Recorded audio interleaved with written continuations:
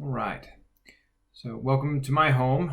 I'm Joshua Clemmons, Director for Faith Formation Education. I have my tea here. Maybe you should have something too. Let's have a little bit of a chat. I'm going to talk to you today about a few things. One, I want to give you a few reflections on Catholic social teaching and how I see some of the principles of Catholic social teaching coming into play in our current crisis and pandemic.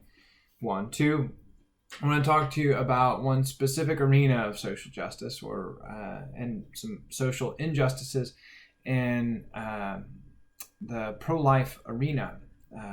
Today is the the solemnity of the Annunciation. So we celebrate really the incarnation. Jesus is incarnate on this day, that Mary said yes to her mission as the Mother of God, and to the angel Gabriel who had visited her. And first time we ever heard "Hail Mary, full of grace," if you will. "Hail, full of grace," he says to her. And she accepts life. She gives her yes. Very similar to Jesus saying, "This is my body given up for you." Mary does similarly. And it is the 25th anniversary today of a special encyclical, a circular letter that a pope writes. First encyclicals were really written for bishops, and then they were written for the whole faithful. And then with John the 23rd, I believe he wrote some of the first encyclicals for all people of goodwill. And so this is one of those encyclicals that is it really is a very powerful encyclical named. It's called Evangelium Vitae, which is the gospel of life. And so the good news about life, that's the name of the game. But first, Catholic social teaching, because you've heard about it, and you've heard some of the themes of social teaching. If you were to Google principles of Catholic social teaching, you'd get some of the themes. There are 7 major themes. But if you were to go to the Compendium of the Social Doctrine of the Church, which is taking all of these different encyclicals and church documents and the whole corpus of how is it that we apply Catholic moral teaching to the complexities of social life, those questions are always changing based on the nature of society and social life. And so the last 150 years, the most dominant form of document coming from the magisterium, the teaching or office of the church, has been social teaching encyclicals. So it's a very vast corpus of doctrine, and it's been pulled together. A lot of the major items, the major takeaways have been pulled together into a compendium of the social doctrine of the church. If you were to Google a compendium of the social doctrine of the church, you will find it online. You can look up all kinds of things. I really urge you to do it, to make habitual use of it. Pope Francis asks people to make habitual use of this compendium. He calls it a compass because it helps us to know the principles on how we should decide very tough cases. In any society, things get funky and it's hard to make choices. And we have principles. We don't have all the answers, but those principles are pretty grounded, right? So what are the principles upon which we make moral decisions? And the practice of those decisions is going to help us know and penetrate into those principles even more. And I see, as I'm watching folks react to stay-at-home orders coming from the top, I see a lot of these principles in play. The first principle of principles is the dignity of life, that we're created the image and likeness of God. And this is something that Evangelium Vitae really emphasizes too, of course, the gospel of life, the good news about life, is that human life is valuable. I just recently saw a movie, Ad Astra, To the Stars. Ad Astra was with Brad Pitt. He's basically dealing with daddy issues with Tommy Lee Jones going Neptune. And it's a really quite good movie. It might be slow moving to folks, but I appreciated the use of silence and the pacing of the movie and the narration. And I love movies where the main character narrates himself. So, Ferris Bueller's Day Off or Rounders. This is one of those where Brad Pitt will be a narrator as well and kind of give you a little bit of a glimpse of his internal world. Cool movie. Give it a watch. A lot of biblical themes in there. For example, he's got a wife in the movie. Her name is Eve, right? And there's a scene at the if you watch the trailer, where he's on a big tower. It's kind of like the Tower of Babel. There's all kinds of biblical references and allusions, and there are people praying to Saint Christopher in the movie. So, there's a lot to draw from it. But I digress, but only slightly, because one of the key features, I think, of this movie is the idea that human life, though small on a little planet, is extremely valuable, and you can have a vast array of space, but without the ability to love, it just doesn't have the same dignity, so it's interesting to find ourselves quite small and to think that makes us less somehow, but let's not get confused with the size versus the value of a thing, right? And today that's especially apropos because God himself became a human being in a womb, very, very small, but of infinite value. Okay, so first principle of moral teaching, first principle of Catholic social teaching is that people are made to the image and likeness of God. We're made with a high calling to be like God, to be perfect as our Heavenly Father is perfect. And that we're actually endowed with grace, that God became man and died on the cross for us. That even increases the value. So on the face of it, just based on our own human nature, there's value. But with the call to grace that goes beyond our human nature, it gives us a life that is supernatural, there's even more.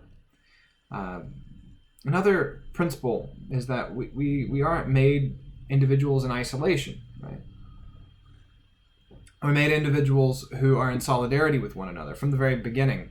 Angels, they're directly created by God without any cooperation of any other angels. Not so with human beings. With human beings, each soul is created directly by God. That's an interesting point. That parents are not the authors of the life, period. But we are cooperators. We cooperate with God's creating a new soul, an immortal soul that will live forever. Whatever that eternal destiny is going to be for the soul is beyond our pay grade to know as human beings, right? That's God's judgment. But ultimately, each human soul will outlive its body. And we believe as Christians in the resurrection of the dead and life of the world to come. So we look forward to the resurrection of the body and the reuniting of souls to bodies, glorified bodies. But even apart from that, though, that means immortality is for everyone. It's just whether or not you're going to spend it in a good place or not, right? But that also means that each human person, it's like the whole universe just changed in some way. Our sun has a limited shelf life. The earth has a limited shelf life, but each human soul doesn't. That's really quite remarkable, and is good news, but also weighty and kind of scary sometimes. But this nature of our being communal means that we have common goods. We can participate together in being a little society.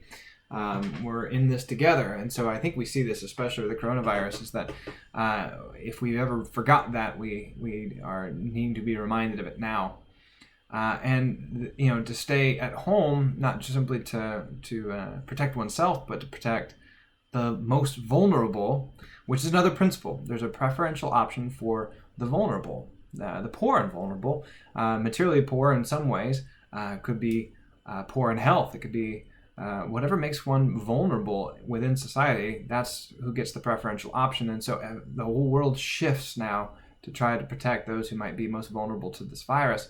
And I think it's remarkable to see humanity really operating as a very large community, even a global community during a pandemic. And the marshaling of material goods to that end is a principle. It's called the universal destination of goods. That normally we distribute these things, we have private property, but that right isn't so absolute that we can't put it to use for some good end, like the good end of all of us, right? We're all in this together. So that togetherness too is this, and this commitment to the common good is what would be called solidarity, right? That's another principle. But that solidarity, we see it varied across different districts, right? So I wasn't able, I'm now not able to go into work based on orders, but other governors or other city mayors are not putting those orders in place, or it's happening in different ways in different places. Within each of these little communities, the idea that each one should operate on its own according to its means is right. But when it can't operate well for the common good, then it seems to be appropriate that they get help, or what's called subsidium. So another principle is subsidiary, or subsidiary function, the idea that higher level institutions don't overstep their boundaries with lower level, but another sense that they will help, or they'll take over if needed in extraordinary circumstances. And so this subsidium, this help coming from the top, is really something. We see it happening with these kind of this packages that the Congress is trying to pull together and such. And so all of the principles are very clearly, very much in the forefront. If we just treated individual autonomy as the end-all be-all, and everyone was just to do what they're supposed to do, and we didn't do we didn't do like stay-at-home orders, then the most vulnerable would be hurt. And so our freedom does have a certain amount of limitations. They come into conflict with the rights of others, the right especially to life. Even bodily autonomy, it doesn't have an absolute right over the right to life. And that's where I think you can see the message of the Encyclical Evangelium Vitae come in. And so Pope Francis mentioned it today very publicly. He called us to look at the Evangelium Vitae. In our RCIA class at St. Rita, this is one of those. This is actually on the schedule. This is what we're supposed to be looking at today if we were together, and so we'll look at it now. And it's very much in the forefront, I think, as we look out in the world and we're weighing the value of life and seeing, yes, life is good, and we need to look at ourselves again. We have a wake-up call right in front of us of where are our values, and how can we come out of this better people, not just survive, but really come out better people. And I think this speaks to it. So John Paul II begins his encyclical by noting that he really looks to Catholic social teaching and the tradition of social teaching, and how the Church has stood up for the rights of workers, right, and the vulnerable in that arena, especially in that first encyclical, Rerum Novarum, of Leo XIII. But he goes on from there to speak of to speak of really how the world has changed, what it means to be vulnerable has changed. He looks at veritable structures of sin. It's not just individuals who are sinning, there are whole structures. We can look at the anatomy of a society and see there's your political realm, you can see your economic and your market realm, and you can see culture, which it pervades all. And John Paul II just angles in on that. Instead of seeing it in this bifurcated way, market and government as the two major pieces battling it out, he says, no, there's an overall atmosphere that we're all breathing in, and that's culture, and the cultural forces are really important in art and intellect, and just our overall mores and values. And so, what are some of the issues that he sees coming up within this culture? Well, he sees a culture of life and a culture of death. That's where this is kind of, he's going to form this idea up of a culture of life versus a culture of death. And what is the culture of death? Well, it has he hones in on freedom, the idea of a kind of autonomous freedom that has unlimited rights, an unlimited kind of space for its exercise, except when it comes into conflict with maybe some other freedoms that have to be mitigated somehow. And he says that's not the right way to understand freedom, right? And the Christian tradition has always said this. I mean, back to Augustine in the 4th and 5th century, he was meditating on this. St. Augustine talks about liberum arbitrium, that ability to arbitrate between choices, which is normally how we think about freedom, is just freedom of choice. But then there's true freedom, libertas, the freedom of having chosen what is good and to be able to choose what is in accord with one's nature and calling. And I think that this is somewhat intuitive when we think about being truly free. Am I truly free? If I'm addicted, I've freely chosen these things, and now I'm attached to them. My freedom seems to be enslaved to something. Can I truly be free of this? And to be able to choose the good, not to choose either one, but to choose the good, is the true freedom. I've experienced this freedom to some degree. Interestingly, here's the thing about freedom of choice. Every time you choose something, you've narrowed that kind of freedom, right? It's a real freedom. It's kind of a baseline. You've got to choose between things, and God doesn't want to not be chosen. So he's given us free choice. Otherwise, our love would be without election.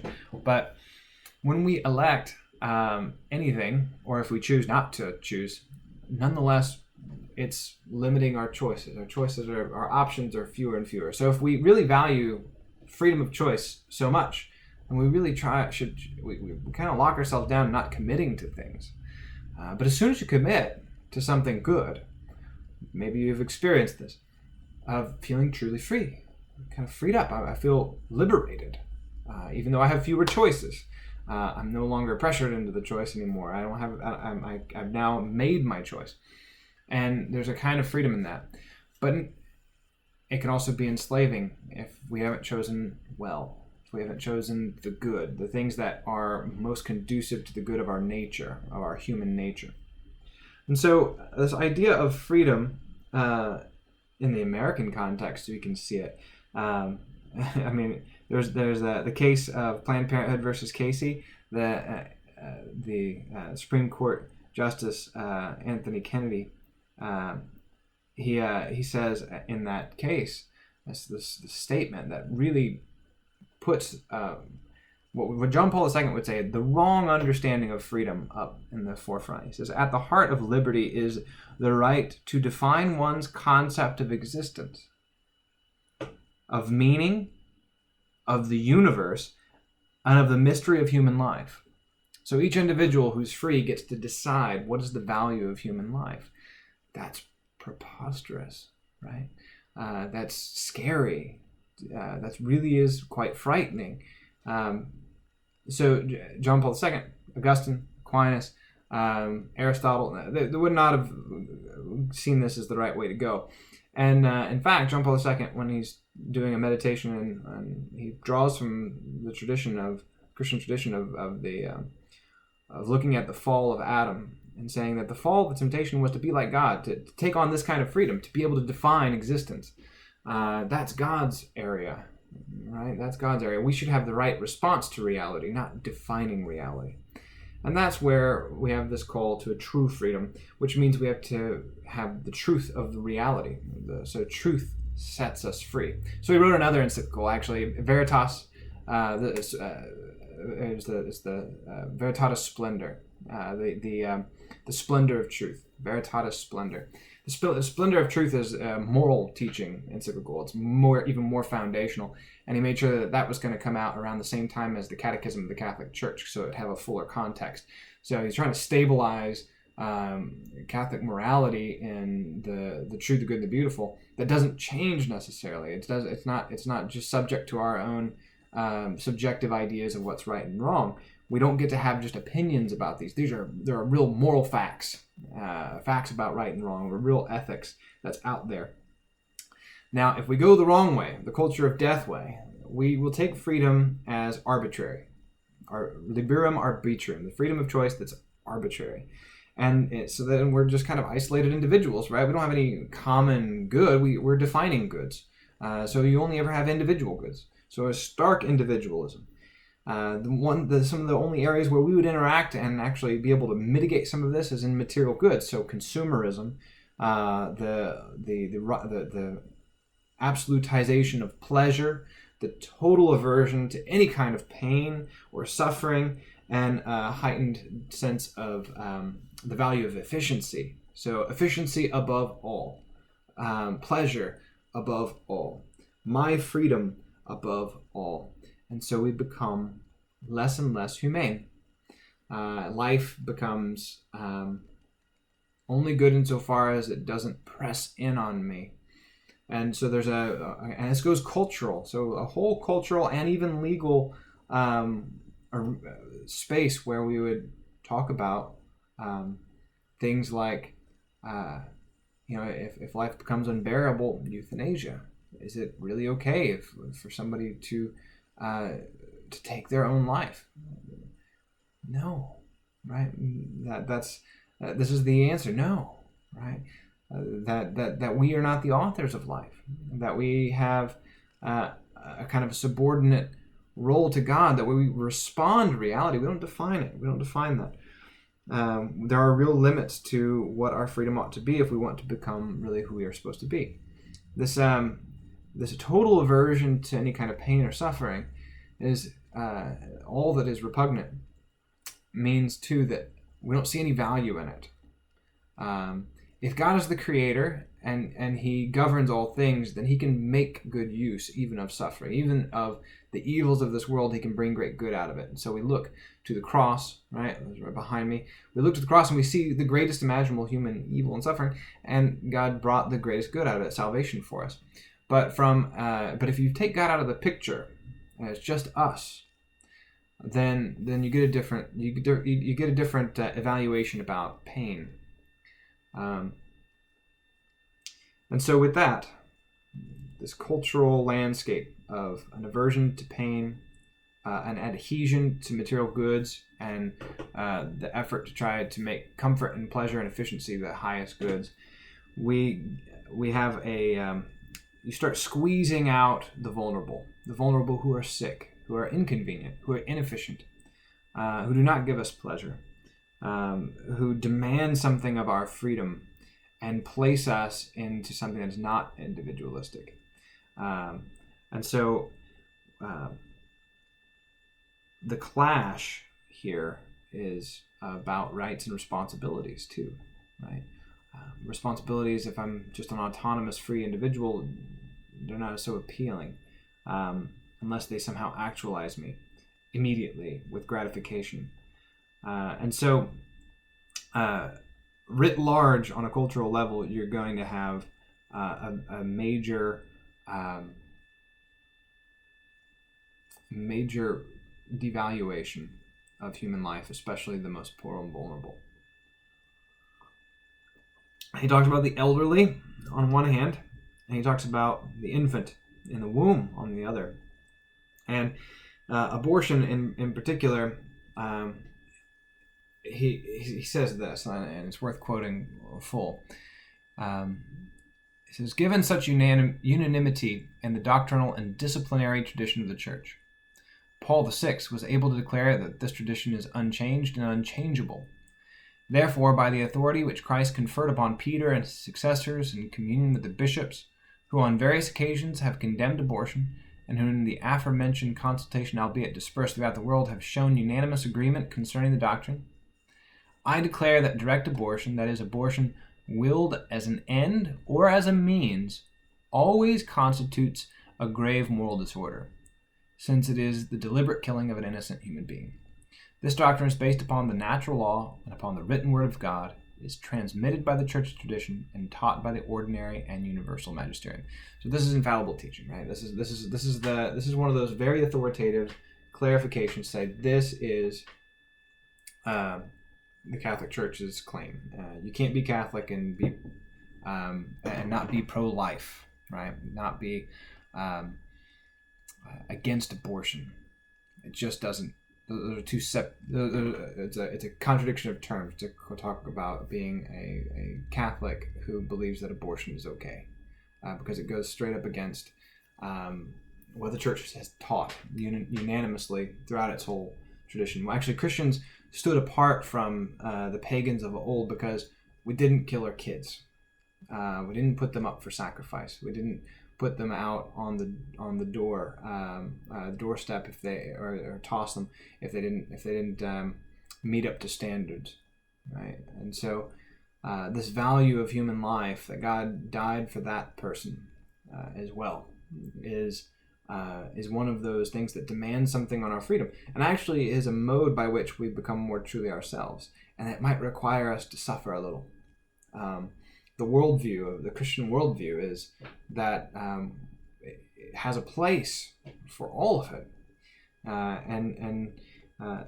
and puts it in proper order. Another area of this encyclical that has been a point of contention for a lot is actually its capital punishment. And John Paul II goes to some length to try to distinguish between a criminal and the most innocent child. The only person who has an absolute right to life is the child in the womb, who is totally innocent. However, there is a right to life for all. And the cultural aversion to capital punishment that seems to be growing, he sees as a sign of life. This is a good thing. There are a lot of signs of life. It's not all a culture of death. There's a culture of life there too, even if it's not simply and only around abortion. There is also a desire to care for the environment. There is still family life.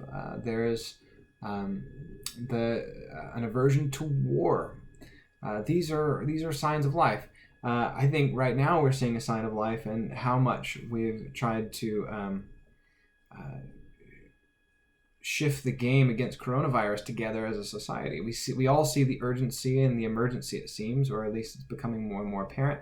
And the world is mobilizing. Now, whether or not you think that we've successfully done it, that's another thing.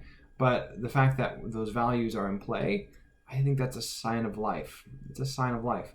Those who say things that might be contrary to that, they're being shamed, and I think that's a sign of life, right? So it's not all bad, right? Now, as you take on this encyclical, I really invite you to read it. It's quite good and profound. And John Paul II isn't just looking at the one issue. It's not just a one issue thing, though he does meditate very deeply on the paradox of the value of life as a ground for human rights, but then crimes trying to mask as rights. That it's like a wolf in sheep's clothing. And we need to continually check our conscience and assure that we are fully invested in the right of the most vulnerable. The most fundamental right is the right to life, and the most vulnerable and innocent is the child in the womb. And so can we mobilize around that too? Can we look to that child as being in real solidarity with the child in the womb of Mary? And so on this Feast of the Annunciation, as you meditate on our solidarity together, even amidst physical distancing, I invite you to, if you can, read up this encyclical, or at least give it a look. Give it a couple days even. I'll make sure that there's a link in the section below, so you can click on it and go look at it online. But otherwise, I hope that you're staying safe. Keep washing your hands. God bless you, and I'll be on videos again soon. And maybe I'll be in this house, maybe I'll be in another room. I don't know. We'll see.